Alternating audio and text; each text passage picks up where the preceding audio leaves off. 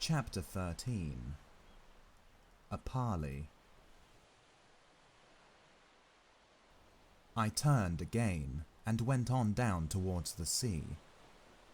I found the hot stream broadened out to a shallow, weedy sand, in which an abundance of crabs and long-bodied, many-legged creatures started from my footfall. I walked to the very edge of the salt water, and then I felt I was safe. I turned and stared, arms akimbo, at the thick green behind me, into which the steamy ravine cut like a smoking gash.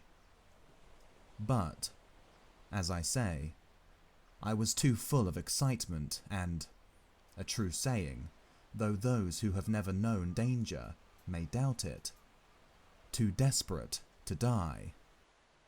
Then it came into my head that there was one chance before me yet.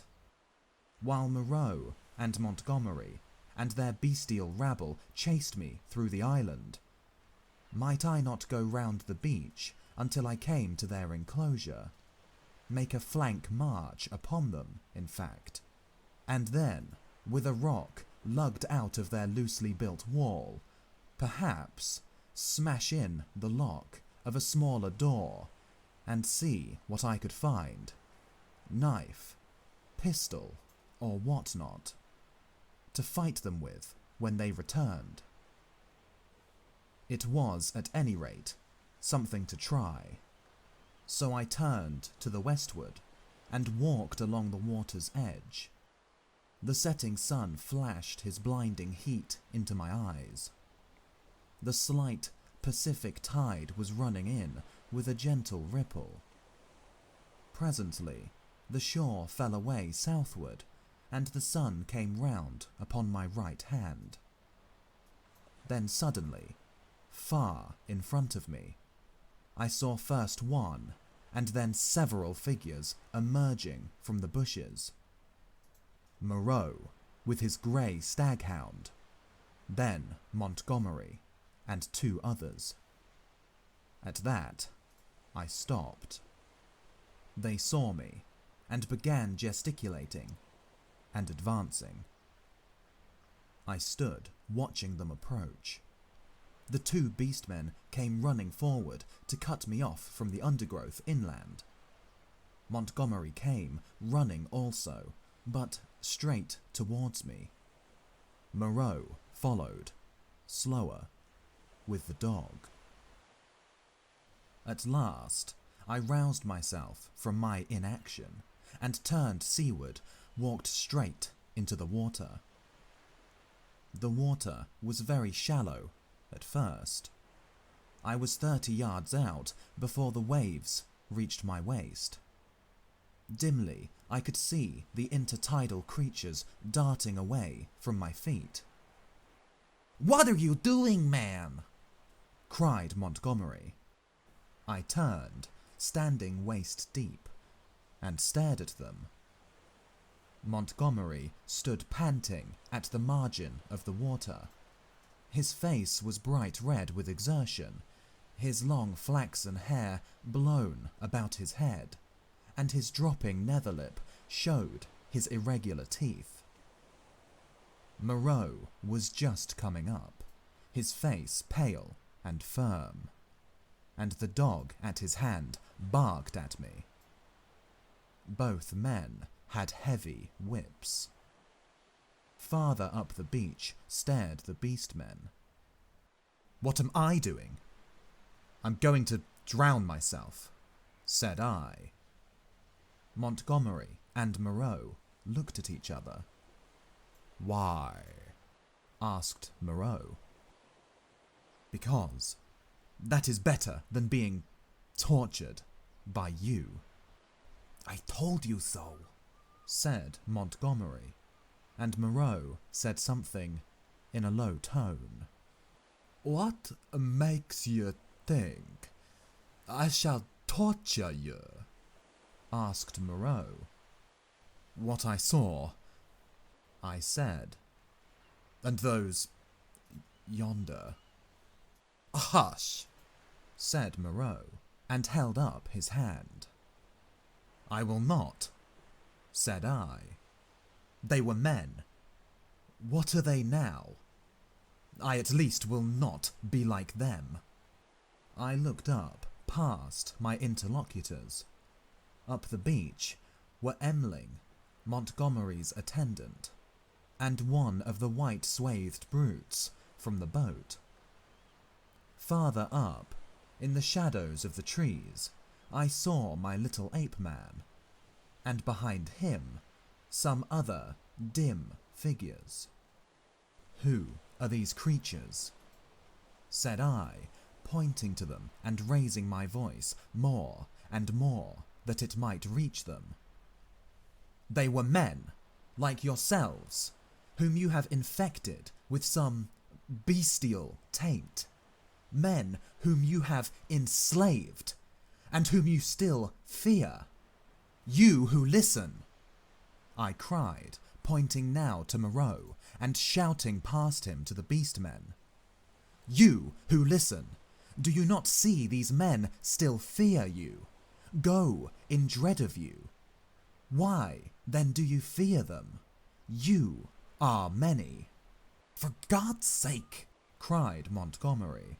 Stop that, Prendick! Prendick! Cried Moreau. They both shouted together as if to drown my voice, and behind them lowered the staring faces of the beastmen, wondering, their deformed hands hanging down, their shoulders hunched up. They seemed, as I fancied, to be trying to understand me, to remember, I thought, something of their human past. I went on shouting, I scarcely remember what, that Moreau and Montgomery could be killed, that they were not to be feared. That was the burden of what I put into the heads of the beast people. I saw the green-eyed man in the dark rags who had met me on the evening of my arrival come out from among the trees, and others followed him to hear me better. At last, for want of breath, I paused.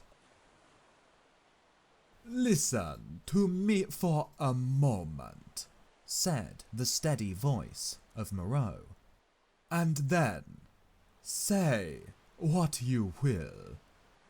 Well, said I. He coughed, thought, then shouted. Latin, Prendick, bad Latin, schoolboy Latin, but try and understand. He non sunt homine, sunt animalia, qui nos habemus, vivisected, a humanizing process. I will explain. Come ashore. I laughed. A pretty story, said I. They talk, build houses.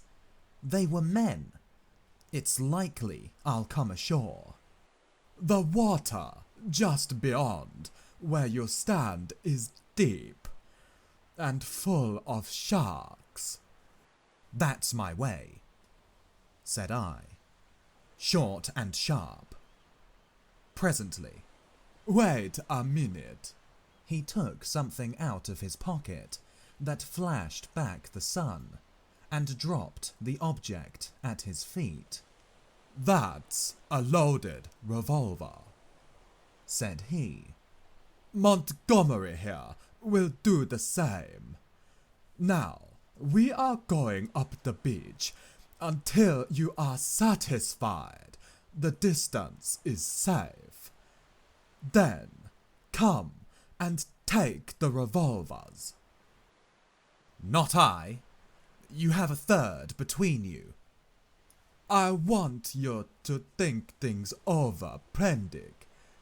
In the first place, I never asked you to come upon this island. If we, vivisected men, we should import men, not beasts. In the next, we had you drugged last night, had we wanted to work you any mischief. And in the next, now your first panic is over, and you can think a little. Is Montgomery here quite up to the character you give him? We have chased you for your good, because this island is full of inimical phenomena. Besides, why should we want to shoot you when you have just offered to drown yourself? Why did you set your people onto me when I was in the hut? We felt sure of catching you and bringing you out of danger. Afterwards, we drew away from the scent for your good. I mused. It seemed just possible. Then I remembered something again. But I saw, said I, in the enclosure. That was the puma. Look here, Prendick, said Montgomery. you're a silly ass. Come out of the water and take these revolvers and talk. We can't do anything more than we could do now.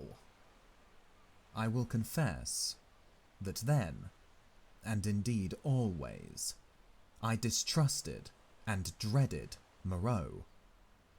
But Montgomery was a man I felt I understood. Go up the beach, said I, after thinking, and added, holding your hands up. Can't do that, said Montgomery, with an explanatory nod over his shoulder. undignified. Go up to the trees then, said I. As you please. It's a damned silly ceremony, said Montgomery.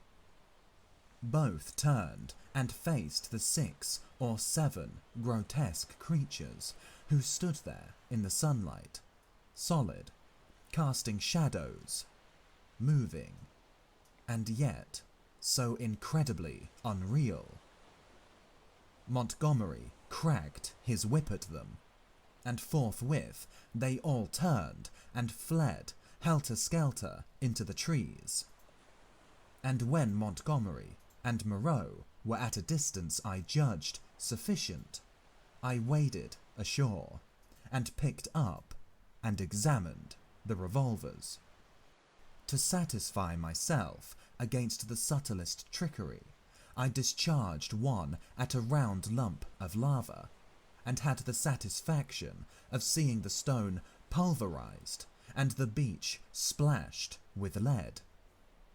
Still, I hesitated for a moment. I'll take the risk, said I at last, and with a revolver in each hand, I walked up the beach towards them. That's better, said Moreau, without affection. As it is, you have wasted the best part of my day with your confounded imagination. And with a touch of contempt, which humiliated me, he and Montgomery turned and went on in silence before me. The knot of beastmen, still wondering, stood back among the trees. I passed them as serenely as possible.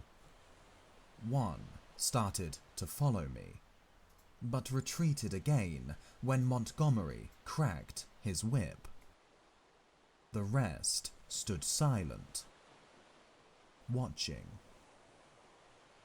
They may once have been animals, but I never before saw an animal trying to think.